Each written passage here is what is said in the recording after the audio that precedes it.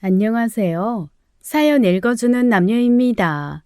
오늘도 와주셔서 감사드리며 그럼 오늘의 사연 바로 시작하겠습니다. 안 돼, 준혁아. 안 돼. 제발 그만해. 저는 온 힘을 다해 소리쳤습니다. 사위는 저와 제 딸을 바라보았어요. 이미 결심을 한 듯 했죠. 사위는 그 남자의 허리를 꽉 감싸 안더니 거실 창문을 향해 달려가기 시작했습니다. 안 돼! 딸의 비명이 집안을 가득 채웠습니다. 저는 본능적으로 달려갔어요. 하지만 이미 늦었죠. 쨍그랑 유리창이 깨지는 소리와 함께 두 사람의 몸이 창밖으로 사라졌습니다. 10층 높이였어요. 제 다리에 힘이 풀렸죠. 여보, 여보! 딸이 울부짖으며 창가로 달려갔습니다. 저도 떨리는 다리를 끌고 창가로 갔어요. 아래를 내려다보니 두 사람이 꺾인 인형처럼 쓰러져 있었죠. 피가 너무 많이 흘러나오고 있었습니다. 사위의 몸은 기이하게 꺾여 있었어요. 그 옆에 쓰러진 남자는 꼼짝도 하지 않았죠. 저는 떨리는 손으로 휴대폰을 꺼냈습니다. 119를 누르는데도 손가락이 제대로 움직이지 않았어요. 겨우 전화가 연결되었죠. 여기 사람이 떨어졌어요. 10층에서 두 사람이. 제발 빨리 와주세요. 전화를 끊고 나서야 깨달았습니다. 이 모든 비극의 시작을 말이에요. 처음부터 막았어야 했던 그 결혼을 말입니다. 저는 그때 왜 그렇게 사위가 좋아 보였을까요? 겉모습에 속아 딸을 지옥으로 밀어넣은 건 바로 저였습니다. 이제 와서 후회해도 소용없겠죠. 그날의 기억은 아직도 선명합니다. 딸이 처음 그 사람을 데려왔던 날 말이에요. 안녕하세요. 저는 그저 평범한 62의 어머니였습니다. 딸 하나 아들 하나 키우며 살아온 그런 사람이었어요. 특별할 것도 없는 삶이었죠. 그런데 딸이 명문대 출신 변호사와 결혼했습니다. 유산 상속 전문이라고 했어요. 그것도 강남에서 사무실을 운영한다고 했죠. 저는 그때 정말 기뻤습니다. 딸이 고생 없이 살 수 있을 거라 생각했어요. 이렇게 끔찍한 일이 생길 줄은 꿈에도 몰랐죠. 홍기가 찬 딸이 어느 날 남자친구를 데려왔습니다. 첫인상부터 참 좋았어요. 키도 크고 얼굴도 번듯하게 생겼죠. 엄마, 내 남자친구야. 엄마, 나 결혼하고 싶어. 어머님, 처음 뵙겠습니다. 저 강준혁이라고 합니다. 저 민지 정말 사랑합니다. 제가 민지 평생 책임지고 행복하게 해주고 싶습니다. 허락해 주십시오. 목소리도 차분하고 예의도 바른 사람이었습니다. 명함을 보니 정말 강남에서 법률 사무소를 운영하고 있었어요. 유산상속 전문이라는 글자가 금빛으로 빛났죠. 이야, 우리 딸이 진짜 좋은 사람 만났구만. 변호사라 아주 든든하네, 든든해. 젊은 나이에 벌써 사무실까지 차렸다고. 그러게요. 민지야, 정말 좋은 사람인 것 같다. 엄마가 봐도 참 믿음직스러워. 상견례 날 사돈들도 참 좋은 분들이었습니다. 준혁이 어머니는 은퇴한 교수님이셨어요. 아버지는 중견기업 임원이라고 했죠. 저희가 정말 복 받았어요. 민지처럼 이렇게 예쁘고 똑똑한 아이를 며느리로 맞다니. 저희 준혁이가 부족한 게 많은데 그래도 민지만 바라보고 살 거예요. 제가 장담합니다. 아이고, 무슨 말씀을. 저희 딸이야말로 이런 좋은 집안에 과분하죠. 정말 과분해요. 결혼식은 호텔에서 성대하게 치렀습니다. 딸은 강남의 고급 아파트에서 신혼생활을 시작했어요. 그 집은 사위가 결혼 전부터 살던 곳이었죠. 엄마, 집이 진짜 대박이야. 한강이 이렇게 다 보이고 아침에 일어나면 햇살이 막 쏟아져. 나 진짜 공주 된 것 같아. 그래, 그래. 좋은 집에서 행복하게 살아야지. 엄마도 안심이다, 정말. 명절이 되면 사돈들이 고급 한우 세트를 보내왔습니다. 백화점 상품권도 넣어주셨어요. 저는 복받은 사람이라는 소리를 자주 들었죠. 아니, 정숙 씨, 딸이 변호사한테 시집 갔다며? 그것도 강남에서 사무실 차린. 와, 진짜 대박이다. 어떻게 그런 사위를 만났어? 네, 뭐 그냥 운이 좋았어요. 애가 복이 있나 봐요. 저는 말년에 걱정이 없을 거라 생각했습니다. 딸도 잘 살고 아들도 곧 결혼할 거라 했어요. 하지만 저에게는 큰 골칫거리가 하나 있었죠. 바로 제 남동생이었습니다. 제 남동생 정수는 평생을 사고만 치고 살았습니다. 20살부터 도박에 빠져 살았어요. 화투, 포커, 경마, 심지어 불법 도박장까지 안 가본 곳이 없었죠. 친정어머니 통장에서 돈을 빼가는 건 일상이었습니다. 정수야, 너 또 내 통장에서 돈 빼갔니? 이번 달 생활비인데. 아이고 이놈아, 그 돈으로 또 도박했구나. 엄마, 이번만 도와주면 진짜 끝이야. 딱 한 번만 더 하면 본전 다 찾을 수 있어. 제발 엄마. 그런 일이 한두 번이 아니었습니다. 어머니는 매번 속으셨어요. 저는 어머니께 정수를 내치라고 했지만 어머니는 못하셨죠. 엄마, 정수 저러다 집안 거덜내요. 이제 그만 좀 봐주세요. 50 넘은 놈이 아직도 엄마 등골 빨아먹고 있잖아요. 그래도 내 자식인데 어떡해. 정수 언젠간 정신 차리겠지.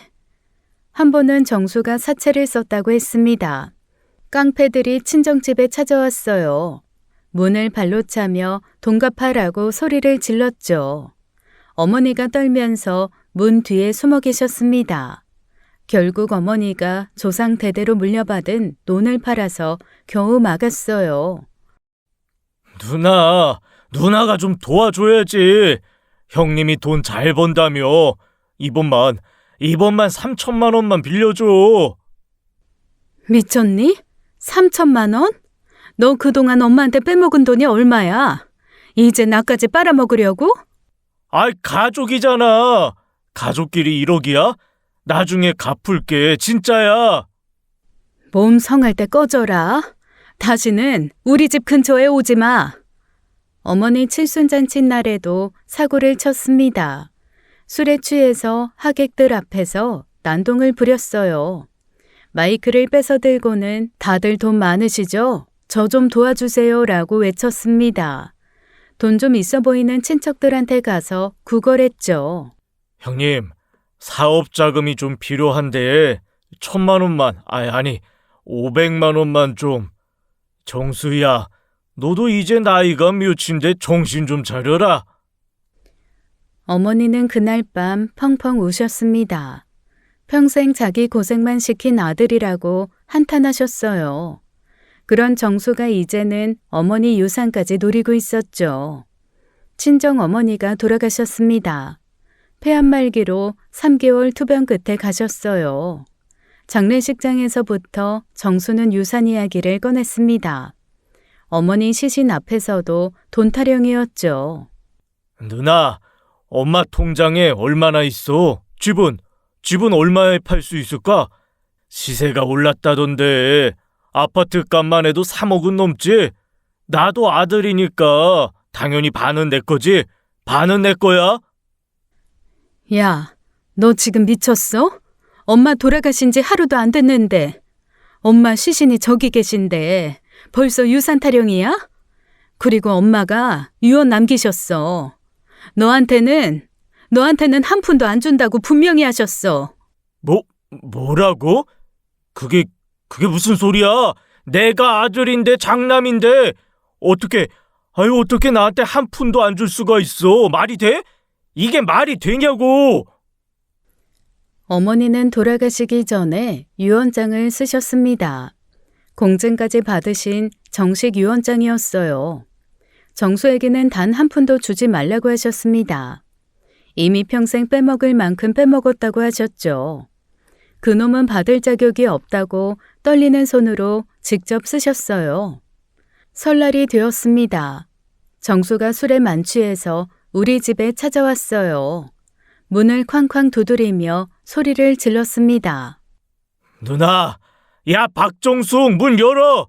내 돈 내놔. 엄마 유산에서 내 목 달라고. 왜 누나가 다 해먹어? 이게 맞아? 가족끼리 이러는 게 맞냐고. 나도 그 집에서 태어났어. 내 권리가 있다고. 처남, 지금 뭐 하는 거야? 명절날, 설날에 와서 이게 뭐야? 술 깨고 와서 얘기해. 형님도 한통속이구만. 우리 엄마 돈, 우리 엄마 재산 노리고 있었지? 그래서 나한테 안 주는 거지? 다 알아, 다 안다고. 나를 뭘로 보는 거야? 내가 그렇게 만만해? 처남, 너 진짜... 처남, 정신 차려. 어머님이 왜 처남한테 안 주셨는지 모르겠어? 평생 도박으로 다 날리고 사채업자들 집에까지 쳐들어오게 하고 그것도 모자라서 칠순잔치날 그 난리를 쳤잖아. 병원비는 한 푼이라도 냈어? 병문안은 왔어? 임종도 안 지켰으면서 이제 와서 돈 타령이야? 거실이 난장판이 되었습니다. 정수는 술병을 들고 휘둘렀어요. 화병이 깨지고 액자가 떨어졌죠. 니들 유류분이라고 알아? 법적으로 나도 받을 권리가 있다고 변호사한테 다 물어봤어. 만약 안 주면 진짜 다 고소할 거야. 법원 가자고. 그래, 고소해. 법대로 하자. 정수는 그렇게 한참을 욕을 퍼부으며 나갔습니다. 문을 박차고 나가면서도 계속 소리쳤죠. 이웃들이 다 듣도록 복도에서 고래고래 고함을 질렀어요. 꼭 유류분 받아낼 거라고요. 설날 그 난리 후에 여동생이 저를 찾아왔습니다. 정수 때문에 걱정이 많다고 했어요. 진짜 유류분 소송을 할 것 같다고 했죠. 언니, 정수 오빠가 진짜 변호사 찾아다니고 있대. 무료 법률 상담소에도 갔다더라.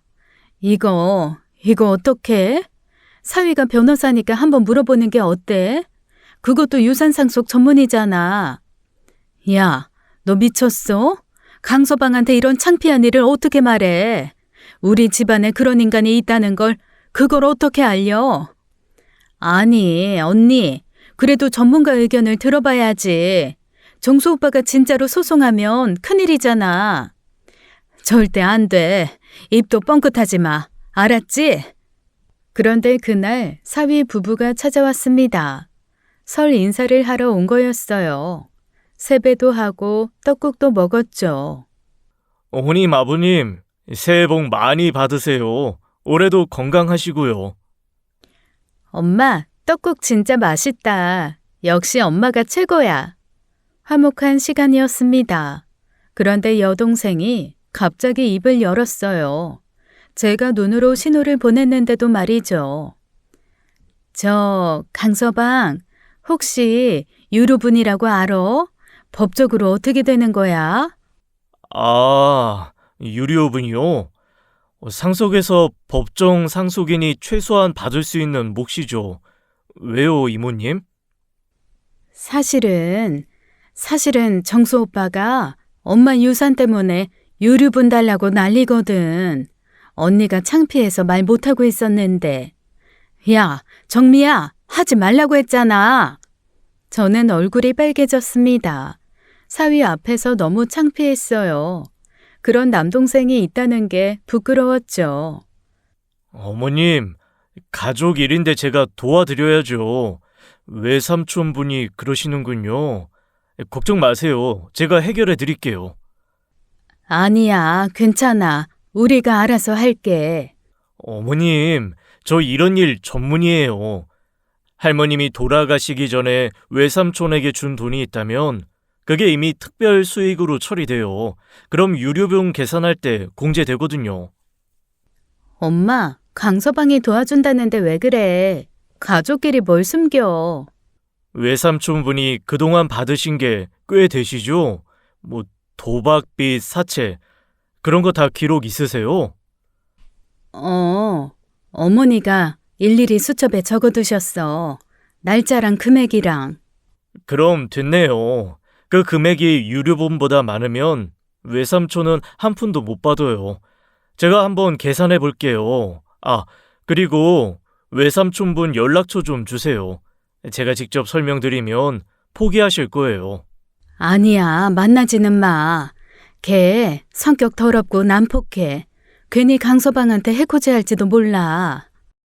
걱정 마세요, 어머님. 저 이런 일 많이 해봤어요. 사위는 자신만만했습니다. 하지만 저는 불안했어요. 정수를 직접 만나는 건 위험할 것 같았죠. 딸과 사위는 그날 밤 우리 집에서 자기로 했습니다. 다음 날 오전에 가겠다고 했어요. 그런데 그날 밤 10시쯤이었습니다. 난리가 났어요. 현관문을 두드리는 소리가 들렸습니다. 정수가 또 술 먹고 찾아온 거였죠. 누나, 누나 나야 정수야. 문 좀 열어줘. 할 말이 있어. 왜 또 왔어? 술 먹고 또 행패 부리려고? 아니야. 아니야. 이번엔 진짜 조용히 얘기하려고. 제발 문 좀 열어줘. 추워. 밖이 너무 추워. 저는 어쩔 수 없이 문을 열었습니다. 정수는 만취 상태였어요. 비틀거리며 들어왔죠. 그때 사위가 방에서 나왔습니다. 정수를 보고 정중하게 인사했어요. 정수가 제 딸 결혼식에 오지 않았기에 사위와는 처음 보는 사이였습니다. 안녕하세요, 외삼촌. 저 민지 남편 강준혁이라고 합니다. 처음 뵙겠습니다. 그런데 정수가 사위를 보는 그 순간 얼굴이 하얗게 변했습니다. 눈이 튀어나올 것처럼 커졌어요. 온몸이 덜덜 떨리기 시작했죠. 강중혁? 강중혁이라고요? 네, 맞습니다, 외삼촌. 괜찮으세요? 이럴 수가. 사장님이 왜 여기? 정수는 뒷걸음질을 쳤습니다.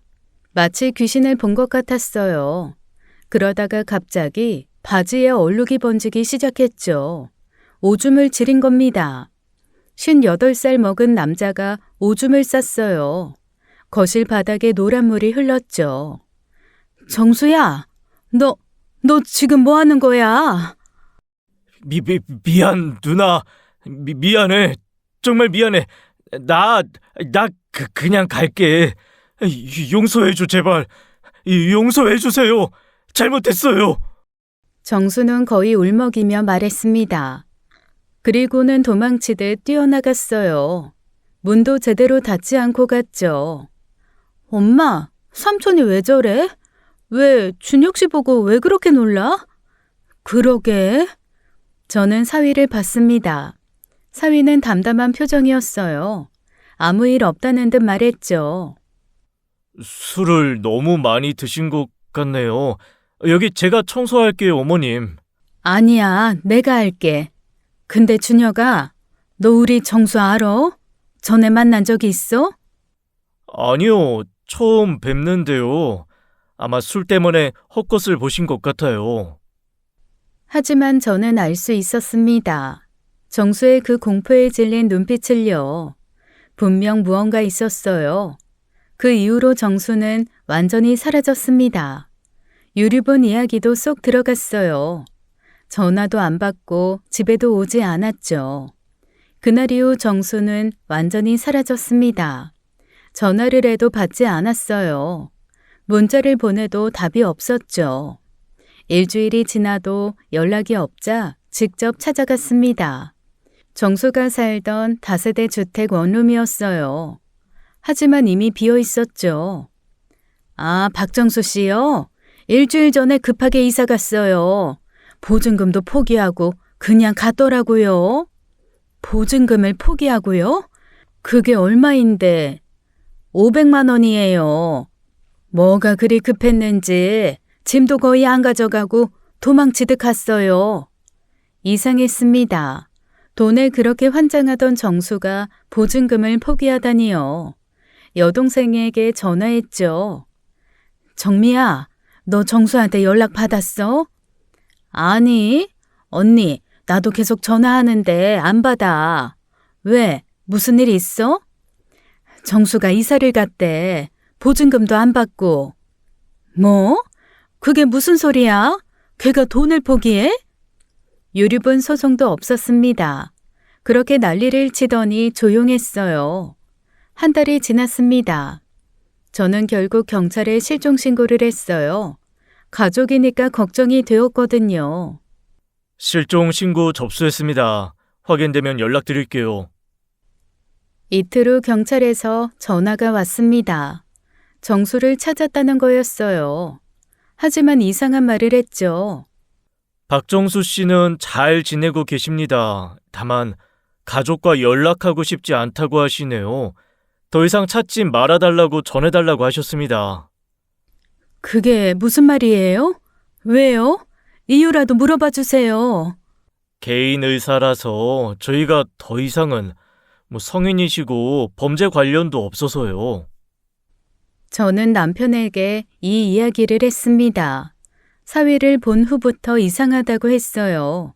분명 무언가 있을 거라고 했죠. 당신 너무 예민한 거 아니야?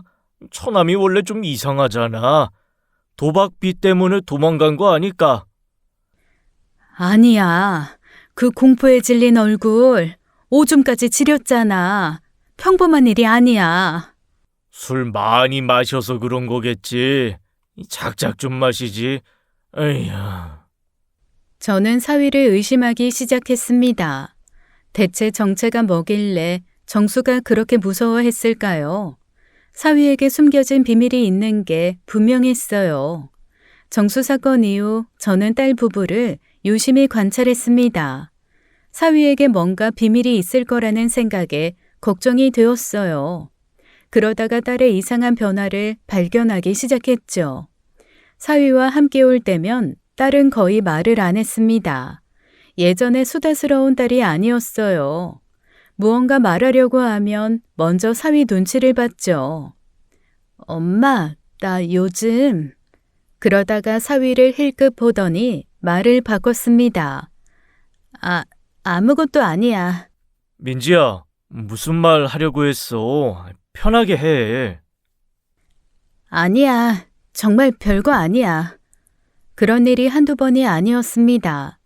딸은 점점 조심스러워졌어요. 웃음도 줄고 말수도 줄었죠. 어느 날 딸이 혼자 왔습니다. 오랜만에 둘이 차를 마셨어요. 딸의 얼굴이 많이 수척해 보였죠. 민지야, 너 요즘 왜 이렇게 말랐어? 밥은 제대로 먹고 다니니? 먹어. 그냥 요즘 좀 바빠서. 바쁜 게 아니라 뭔가 걱정이 있는 것 같은데 강서방이랑 무슨 일이 있어? 아니야, 엄마. 준혁 씨는 나한테 잘해줘. 그런데 딸의 손이 미세하게 떨리고 있었습니다. 찻잔을 들 때도 떨렸어요. 갑자기 큰 소리가 나면 깜짝 놀라기도 했죠. 민지야, 엄마한테는 말할 수 있잖아.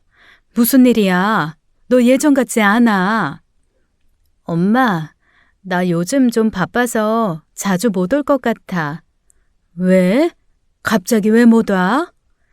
그냥 집안일도 많고 남편 뒷바라지도 해야 하고 변호사 일이 워낙 바쁘잖아.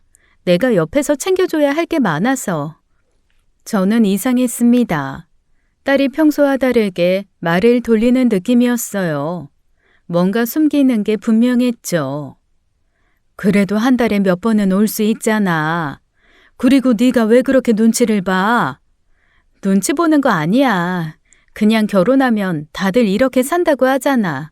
시댁도 가야 하고. 엄마, 이해해줘. 전화도 짧게 하고 끊기 일쑤였습니다. 제가 전화하면 바쁘다고 했어요. 가족 단톡방에서도 나갔죠. 엄마, 미안. 지금 좀 바빠서 나중에 전화할게. 하지만 다시 전화는 오지 않았습니다. 문자도 점점 뜸해졌어요. 눈 밑에는 다크서클이 짙었죠. 한 번은 딸이 왔는데 핸드폰을 계속 확인했습니다. 5분마다 시계를 봤어요. 마치 정해진 시간이 있는 것처럼 불안해했죠. 제가 이상하게 생각하고 물었습니다. 민지야, 왜 자꾸 시간을 봐? 어디 가야 돼? 아, 그냥 준혁 씨 저녁 준비해야 돼. 아직 4시인데? 그리고 강서방은 자기 밥 한 끼 못 챙겨 먹니? 그게 아니라 준혁 씨가 집에 혼자 있는 거 싫어해. 제 시간에 안 가면 아니야, 그냥 가야 돼. 제 시간에 안 가면 아니야, 그냥 가야 해. 딸의 목소리가 떨렸습니다. 무서워하는 것 같았어요. 뭔가 숨기는 게 분명했습니다. 제 모성 본능이 계속 위험 신호를 보냈죠. 남동생 정수의 공포 반응과 딸의 변화가 계속 마음에 걸렸습니다. 저는 결국 남편 몰래 흥신소를 찾아갔어요. 강남의 한 빌딩 3층에 있는 곳이었죠. 어떤 일로 오셨습니까? 제 사위가 변호사인데 사위 신원조사를 하고 싶어서요. 과거 이력이랑 가족관계, 혹시 숨긴 전과나 문제가 있는지 알고 싶어요. 아, 변호사 신원조회요? 그거야 일도 아니죠. 변호사들은 기록이 다 남아있어서 조사하기 쉬워요. 이름이랑 사무실 주소만 알려주시면 일주일 안에 다 알아봐 드릴게요. 직원은 자신만만해 했습니다. 조사비 300만 원을 성금으로 받았어요. 영수증도 끊어주지 않았죠. 강준혁 변호사예요. 강남에서 유산 상속 전문으로 일해요. 여기 명함이랑 사무실 주소 있어요. 네, 알겠습니다. 일주일 후에 연락드릴게요. 깨끗한 분이면 좋겠네요. 그런데 3일 만에 전화가 왔습니다. 목소리가 다급했어요. 사무실로 직접 오라는 거였죠. 저는 무슨 큰 것을 발견한 줄 알고 바로 달려갔어요. 가슴이 두근두근거렸죠. 그런데 흥신소 소장님은 상상도 못한 말을 했습니다. 어머님, 죄송하지만 이 건은 저희가 못합니다. 왜요? 무슨 문제라도 있어요? 뭔가 발견하신 거예요? 소장은 창백한 얼굴로 봉투를 내밀었습니다. 제가 낸 300만 원이 그대로 들어있었어요. 손이 미세하게 떨리고 있었죠. 그냥 이 건은 안 됩니다. 다른 흥신소도 찾지 마세요. 아마 아무도 안 해줄 겁니다. 어머님 가족을 위해서 하는 말이에요. 아니, 그게 무슨 말이에요? 뭘 알아낸 거예요? 제발 말해주세요. 저는 아무것도 모릅니다. 아무것도 못 받고 아무것도 조사 안 했어요. 어머님도 여기 오신 적 없는 걸로 하세요. 도대체 왜 이러세요? 사위가 무슨 사람이길래?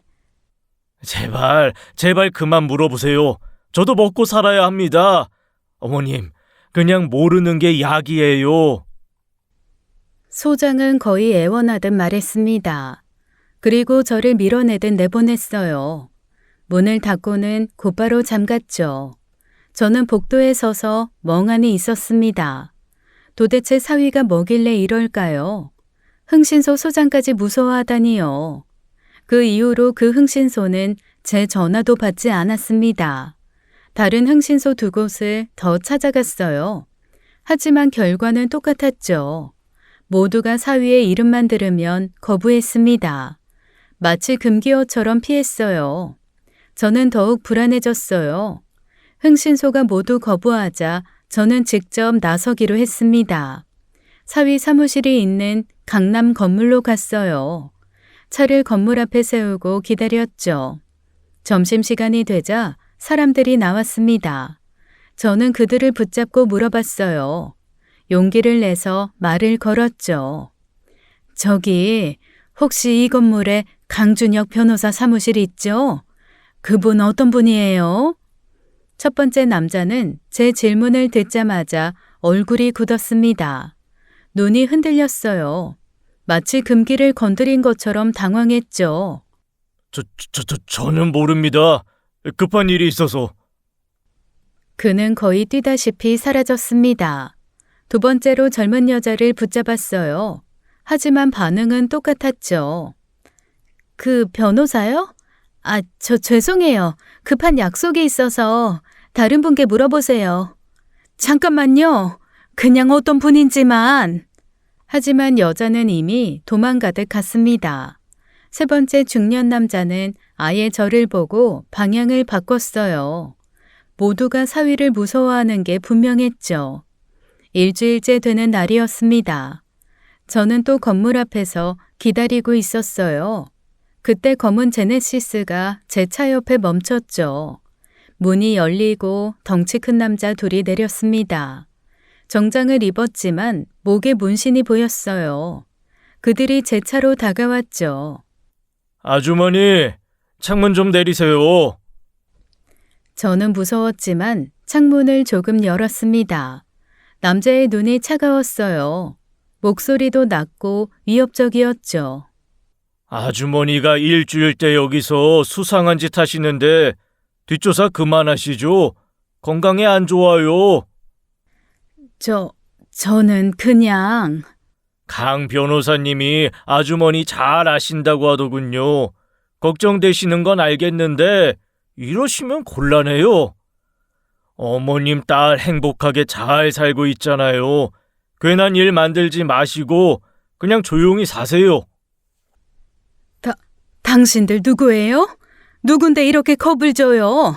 경찰 불러요? 우린 그냥 건물 관리하는 사람들이에요. 수상한 사람 있으면 확인하는 게 일이거든요. 아무튼 오늘로 끝내세요. 그들은 차에 타고 사라졌습니다. 저는 온몸이 떨렸어요. 분명 사위가 보낸 사람들이었죠. 그날 밤 남편에게 이야기했습니다. 하지만 남편은 믿지 않았어요. 오히려 저를 이상하게 봤죠. 당신 요즘 너무 예민한 거 아니야? 사위가 왜 그런 깍두기들을 보내? 그 사람 말대로 건물 관리인이겠지. 당신이 건물 앞에 불법 주차하니 관리하는 거야. 그리고 문신? 요즘 젊은 사람들 문신 많이 해. 그냥 당신 망상 아니야? 망상이 아니야. 진짜야. 그만해. 강서방 괜찮은 사람이야. 민지도 잘 살고 있는데 당신이 왜 그래? 쓸데없는 의심 그만하자. 저는 혼자가 된 기분이었습니다. 아무도 제 말을 믿지 않았어요. 하지만 무언가 끔찍한 일이 벌어질 것 같은 예감은 계속됐죠. 더 이상 참을 수가 없어서 딸의 집으로 찾아갔습니다. 연락도 없이 갑자기 찾아간 거였어요. 초인종을 누르자 한참 후에 딸이 문을 열었죠. 엄마? 왜 연락도 없이 왔어? 딸 얼굴 보고 싶어서 왔지. 엄마가 꼭 연락하고 와야 돼? 딸의 얼굴이 당황스러워 보였습니다. 마지못해 저를 안으로 들였어요. 거실은 깨끗했지만 뭔가 어색한 분위기였죠. 민지야, 우리 좀 얘기하자. 너 요즘 무슨 일 있니? 강서방, 엄마가 볼 때 강서방 뭔가 이상해. 정수도 강서방 보고 그렇게 무서워했잖아. 그 순간 딸이 급하게 제 입을 손으로 막았습니다. 그리고는 부자연스럽게 큰 소리로 말했죠. 엄마, 차 마실래? 내가 마시는 차 있어. 주방에서 가져올게. 그러면서 제 팔을 잡았습니다. 화장실로 끌고 들어갔어요. 문을 닫고 수도꼭지를 틀었죠. 딸이 제 귀에 대고 속삭였습니다. 목소리가 떨리고 있었어요. 숨소리조차 조심스러웠죠. 엄마, 거실에 CCTV 있어. 음성도 녹음돼. 남편에 대한 얘기는 절대 하면 안 돼. 뭐? CCTV? 왜 집안에 그런 게? 쉿! 조용히. 제발 조용히 해. 나중에 밖에서 얘기해. 지금은 그냥 차 마시고 가는 걸로 해줘. 우리는 다시 거실로 나왔습니다. 어색하게 차를 마셨어요. CCTV가 어디 있는지 보이지도 않았죠. 그래, 차 맛있네. 엄마 이제 가볼게. 엄마, 밖에까지 바래다 줄게. 딸이 저를 따라 나왔습니다. 아파트 밖 카페로 갔어요. 그제야 딸이 입을 열었죠. 민지야, 도대체 무슨 일이야? 왜 집에 CCTV가 있어? 엄마, 사실 남편이 하는 일이 좀 특별해. 특별하다니? 무슨 일을 하는데? 엄마, 아주버님이 좀 무서운 사람이야. 왜 흔히들 말하는 조폭. 그런데 정말 나쁜 사람들은 아니야. 진짜야. 저는 충격을 받았습니다. 사위 형이 조폭이라뇨. 그리고 사위가 그 조폭과 일한다는 거였어요. 믿을 수가 없었죠. 미쳤니? 그런 걸 알고도 같이 사는 거야? 당장 이혼해. 경찰에 신고하고. 엄마, 나 준혁 씨 사랑해. 뭐? 진짜야. 준혁 씨 나한테 정말 잘해줘. 단 한 번도 나한테 손댄 적 없어. 그냥 일이 그런 거야. 나도 처음에 무서웠는데 이제는 이해해. 이해? 너 지금 무슨 말을 하니? 봐. 너 정신 멀쩡한 거야? 엄마, 제발. 그냥 모른 척 해줘. 우리 잘 살고 있어. 정말이야. 엄마가 이러면 준혁 씨가 힘들어해. 딸의 눈에 눈물이 고였습니다. 하지만 동시에 진심이 보였어요. 정말 사위를 사랑하는 것 같았죠. 전 이 모든 상황이 혼란스러웠습니다. 민지야, 그럼 엄마랑 집에 가자. 거기서 생각을 좀. 엄마, 나 진짜 괜찮아. 걱정하지 마. 내가 알아서 할게. 어떻게 괜찮아? 조폭이라며. 아니야. 엄마, 제발. 나 정말 괜찮다니까. 그냥 엄마는 모른 척 해줘. 부탁이야. 저는 답답했습니다. 딸을 데리고 가고 싶었어요. 하지만 딸은 완강히 거부했죠. 결국 딸이 저를 억지로 돌려보냈습니다. 택시를 잡아주면서 태워보냈어요. 저는 뒤돌아보니 딸이 울고 있었죠. 결국 저는 경찰서를 찾아갔습니다. 더 이상 가만히 있을 수 없었어요. 민원실에서 형사님을 만났죠. 저희 사위가 조폭들이랑 연관이 있는 것 같아요. 뭔가 불법적인 일을 하는데 딸이 걱정돼서요. 어머님, 구체적인 증거가 있으세요? 피해자는 있나요? 제 남동생이 사위를 보고 너무 무서워했어요. 그리고 딸이 사위 일이 특별하다고 했어요.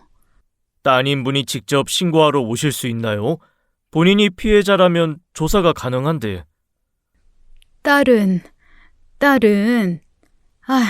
지 남편 신고 안 할 거예요. 어머님, 죄송하지만 구체적인 피해 사실이나 증거 없이는 수사가 어려워요. 추측만으로는 고소 고발이 안 됩니다. 그럼 어떻게 해요? 딸이 위험한데. 따님분이 직접 도움을 요청하시거나 구체적인 범죄 증거를 가지고 오시면 그때 다시 오세요. 지금으로선 저희가 할 수 있는 게 없어요. 저는 무력감을 느끼며 집으로 돌아왔습니다. 경찰도 도와줄 수 없다니요. 답답하고 막막했어요. 다음 날 오전 현관벨이 울렸습니다. 문을 열자 사위가 서 있었어요. 평소와 다른 차가운 표정이었죠. 어머님, 잠깐 이야기 좀 할 수 있을까요? 그래, 들어와. 사위는 거실에 앉았습니다. 평소의 공손함은 사라졌어요. 눈빛이 날카로웠죠. 어머님이 경찰서에 가셨다고 들었습니다. 네가 어떻게 그걸 알아? 어머님, 제가 하는 일에 대해 오해가 있으신 것 같아요. 전 그저 의뢰인들을 위해 일할 뿐입니다. 의뢰인? 조폭들이랑 일하면서? 어머님, 민지가 임신했어요. 저는 놀랐습니다. 갑자기 왜 그 이야기를 하는지 몰랐어요. 사위는 계속 말했죠. 3개월이에요. 병원에서 확인했습니다. 어머님 외손주예요. 그래서? 그게 지금 무슨... 어머님이 계속 제 일에 관심을 가지시는 거 다 이해합니다. 민지가 걱정되는 마음도 알고요. 하지만 저를 믿어주셨으면 해요. 믿으라고? 넌 도대체 뭐 하는 사람이니? 제가 하는 일은 복잡하지만 나름의 원칙이 있어요. 민지도 이해하고 있고요. 어머님께서 너무 걱정하시면 오히려 민지가 힘들어해요. 사위의 목소리는 차분했습니다. 협박이라기보다는 설득하는 듯 했어요. 하지만 뭔가 알 수 없는 무게감이 있었죠. 모든 가정에는 나름의 사정이 있잖아요. 저희도 그래요.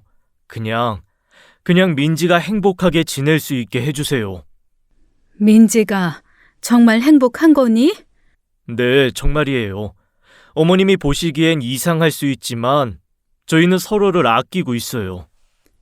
너 정말 무서운 사람이구나.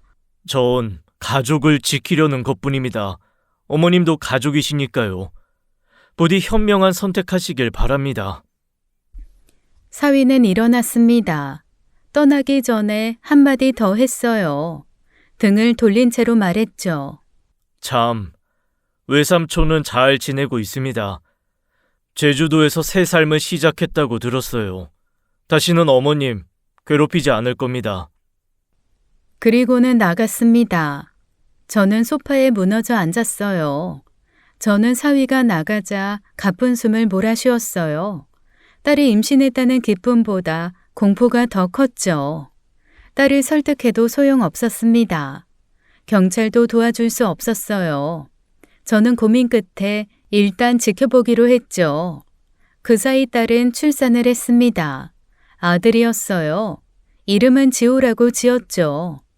엄마, 지호 예쁘지? 눈이 아빠 닮았어. 그래, 정말 예쁘다. 건강하기만 자라다오. 딸은 행복해 보였습니다. 적어도 겉으로는 그랬어요. 아이를 보니 제 마음도 복잡했죠. 며칠 뒤가 남편 생일이었습니다. 집에서 조촐하게 잔치를 하기로 했어요. 딸 부부도 아기를 데리고 오기로 했죠. 여보, 오늘 되게 먹고 싶은데 민수랑 수산시장 가서 싱싱한 걸로 사올게. 그래, 조심해서 다녀와요. 남편과 아들이 나간 후 딸 부부가 먼저 도착했습니다. 아기를 안고 들어왔어요. 거실에 아기를 눕혀두었죠. 엄마, 내가 도와줄게. 아빠 미역국 끓이는 거지? 같이 하자. 어머님, 제가 상 차리는 거 도와드릴게요. 우리는 주방에서 요리를 시작했습니다. 분위기는 평화로웠어요. 마치 평범한 가족처럼 보였죠. 하지만 저는 사위가 계속 신경 쓰였죠. 그때 초인종이 울렸습니다. 인터폰을 보니 배달원이었어요. 모자를 깊게 쓰고 마스크를 했죠. 떡 배달이라고 했습니다. 최병호님 맞으세요? 생일 떡 배달 왔습니다. 임절미랑 시루떡 세트요. 네? 우리는 떡 주문 안 했는데요. 아, 여기 주문서에 최병호님 성함이랑 주소가 정확히 있어요. 남편이 수산시장 가는 길에 주문했나 싶었습니다. 아니면 누가 선물로 보냈나 싶었어요. 문을 열었죠. 그 순간 남자가 야구 방망이로 제 머리를 쳤습니다. 정수리에 정통으로 맞았어요. 저는 비명을 지르며 쓰러졌습니다. 피가 흘러내리는 게 느껴졌어요. 정신이 아득했죠. 하하하, 드디어 찾았다, 강준혁. 야, 이 새끼야, 네가 여기 숨어 있었구나. 주방에서 딸과 사위가 뛰어나왔습니다. 딸이 비명을 질렀어요. 사위의 얼굴이 하얗게 질렸죠. 김대식, 너 어떻게 여기를, 어떻게 알았냐고? 3개월이야, 3개월. 3달 동안 미친놈처럼 너만 찾아다녔어. 네 놈 때문에 내가 이렇게 됐어. 어머니 유산 3억 한 푼도 못 받았어. 마누라는 이혼하자고 서류 들이밀고 우리 애들 얼굴도 못 보게 됐다고. 접근 금지야, 접근 금지. 그 남자는 술에 취한 듯 했습니다. 눈이 충혈되어 있었어요. 옷에서 소주 냄새가 진동했죠. 손에 든 야구 방망이를 미친 듯이 휘둘렀습니다. 대식아, 제발 진정해. 네가 원하는 게 뭐야? 돈이야? 돈 원하면 줄게. 돈? 지금 나보고 돈 받고 꺼지라는 거야? 내가 거지야? 내가 그렇게 만만해 보여? 뭐야, 네 애지? 너는 이렇게 가족이랑 행복하게 사는구나. 나는 내 새끼들 얼굴도 못 보고 쓰레기처럼 사는데 니들은 이렇게 단란하게. 그 남자가 거실의 아기 쪽으로 비틀거리며 다가갔습니다. 딸이 울면서 손주에게 가려고 했어요. 저도 일어나려고 했지만 머리가 너무 아팠죠. 안 돼! 제발요. 우리 아기는 건드리지 마세요. 아무 죄도 없어요. 죄가 없다고? 이 새끼 아빠가 죄인이야. 한 발짝만 더 다가와봐. 내가 이 애를 어떻게 하는지 보여줄 테니까. 김대식, 내 아들한테 손끝만이라도 대면 넌 오늘 죽어. 기억나냐? 그날 네가 나한테 한 말? 나한테 인간 쓰레기라고 했지? 그래, 내가 쓰레기야, 인간 쓰레기. 그런데 말이야, 이제 잃을 것도 없어. 오늘 다 같이 끝내자. 너도 나도 다 같이 지옥 가는 거야. 남자가 야구 방망이를 높이 들었습니다. 아기를 향해 내리치려는 순간이었어요. 사위가 미친 듯이 달려들었죠. 이 미친 새끼가! 두 남자가 엉켜 싸우기 시작했습니다. 거실 탁자가 넘어가고 화분이 깨졌어요. 유리 파편이 사방에 흩어졌죠. 하지만 사위가 일방적으로 밀렸어요. 김대식이 야구방망이로 사위를 내리쳤죠. 사위가 무릎을 꿇었습니다. 이마에서 피가 흘렀어요. 김대식이 또다시 방망이를 들어 올렸죠. 안 돼! 여보! 딸이 김대식에게 달려들었습니다. 하지만 한 손으로 밀쳐졌어요. 저도 기어서 그 남자 다리를 붙잡았죠. 그만해! 민지야! 경찰 불러!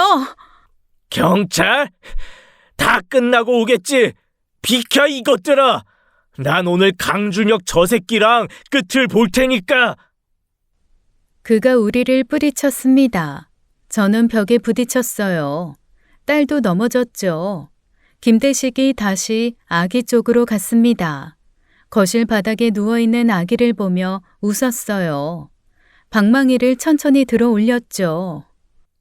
이제 너도 내 기분 알겠지? 가족을 잃는 기분! 그 순간이었습니다. 사위가 피투성이 얼굴로 일어났어요. 마지막 힘을 짜내듯 달려들었죠. 안 돼! 절대 안 돼!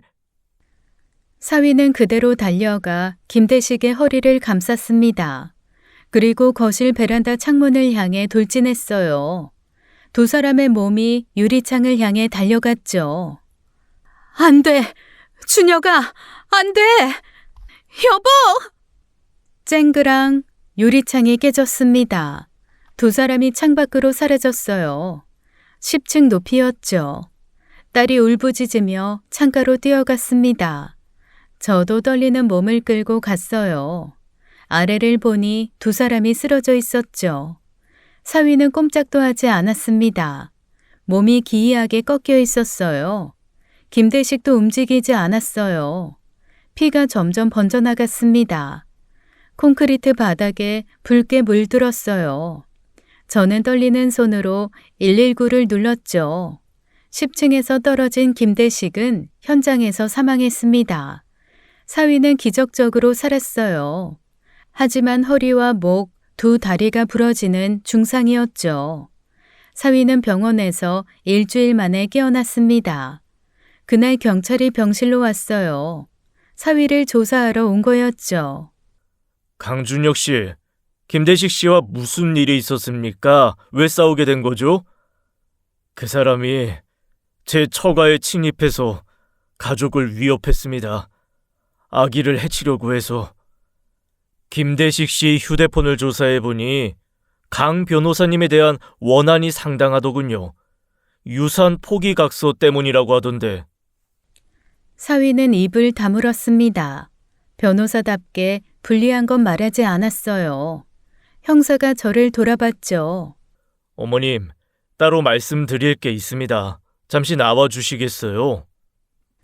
복도로 나가자 형사가 충격적인 이야기를 했습니다. 사위의 진짜 일에 대해서였어요.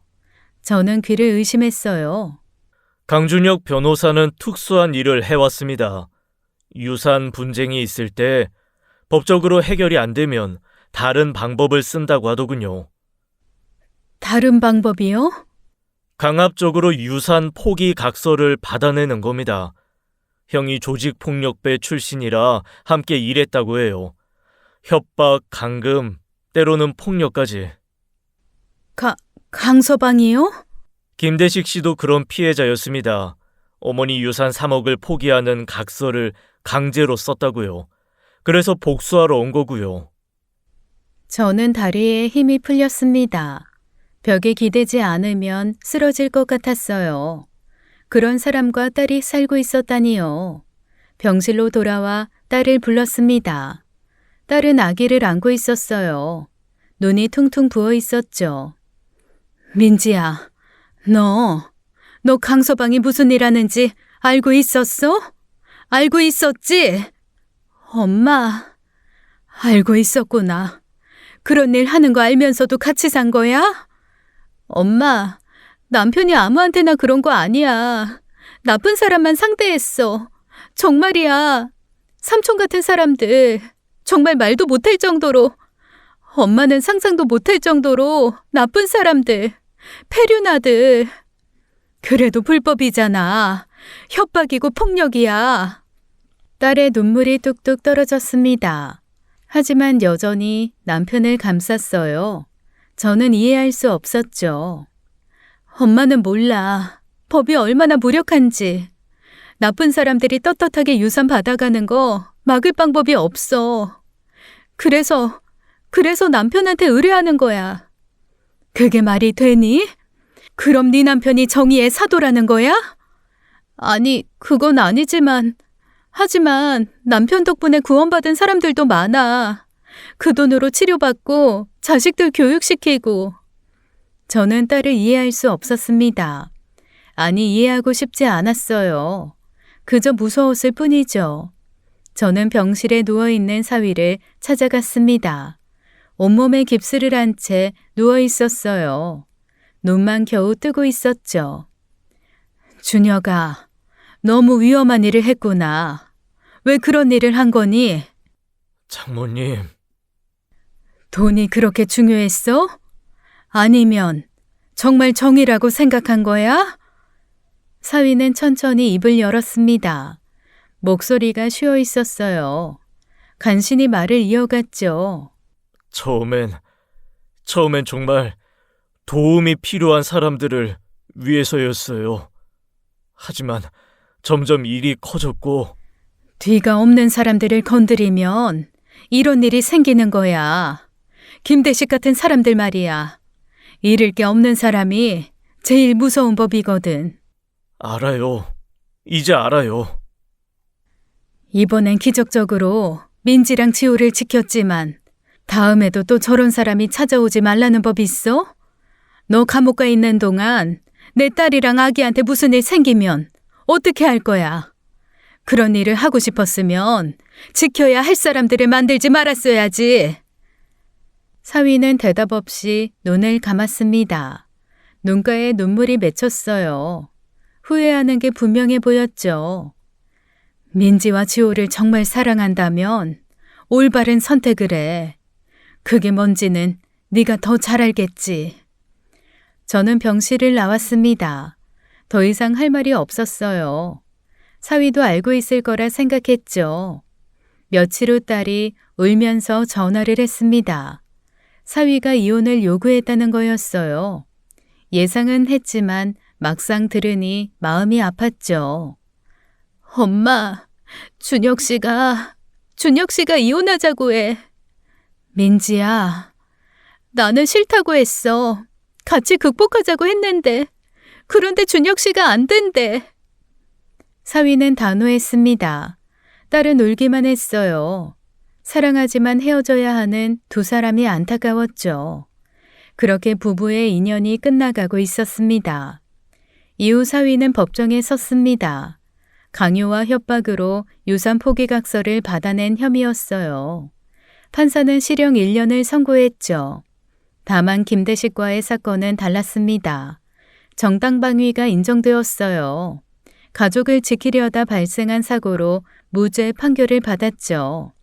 선고 후 사위를 구치소로 이송하는 날이었습니다. 휠체어에 앉은 채로 나왔어요. 아직 다리를 쓸 수 없었거든요. 저는 마지막으로 사위를 보러 갔습니다. 복잡한 마음이었어요. 미워해야 할지 안타까워해야 할지 모르겠더군요. 어머님이 하신 말씀, 교도소에 있으면서 깊게 생각해 보겠습니다. 저는 그저 고개만 끄덕였습니다. 더 이상 할 말이 없었어요. 사위는 호송차에 실려 떠났죠. 사위가 떠나기 전날 딸에게 서류 봉투를 주었다고 합니다. 이혼 서류였어요. 재산 분할 조건이 적혀 있었죠. 강남의 아파트는 딸 명의로 넘겼습니다. 예금도 모두 딸과 아이 이름으로 바꿨어요. 자신은 아무것도 갖지 않겠다고 했죠. 양육권도 포기했습니다. 면접 교섭권도 요구하지 않았어요. 딸은 그 서류를 들고 많이 울었습니다. 사랑했던 만큼 아팠을 거예요. 하지만 아직도 도장을 찍지 못하고 있었죠. 기다리겠다고 했습니다. 1년이면 돌아온다고 그때까지 기다리겠다고 했어요. 저는 말리지 못했죠. 딸은 아이를 키우며 새 삶을 시작했습니다. 직장도 구했어요. 친정 근처 회사에 다니기 시작했죠. 주말이면 저희 집에 왔습니다. 지호를 데리고 와서 하루를 보냈어요. 아이는 무럭무럭 자랐죠. 가끔 딸이 멍하니 창밖을 보는 걸 봅니다. 무슨 생각을 하는지 알 것 같았어요. 여전히 사위를 기다리고 있는 거겠죠. 지금까지 사연 읽어주는 남녀였습니다. 끝까지 시청해주신 여러분 감사드리며 저희는 다음 사연으로 돌아올게요. 감사합니다.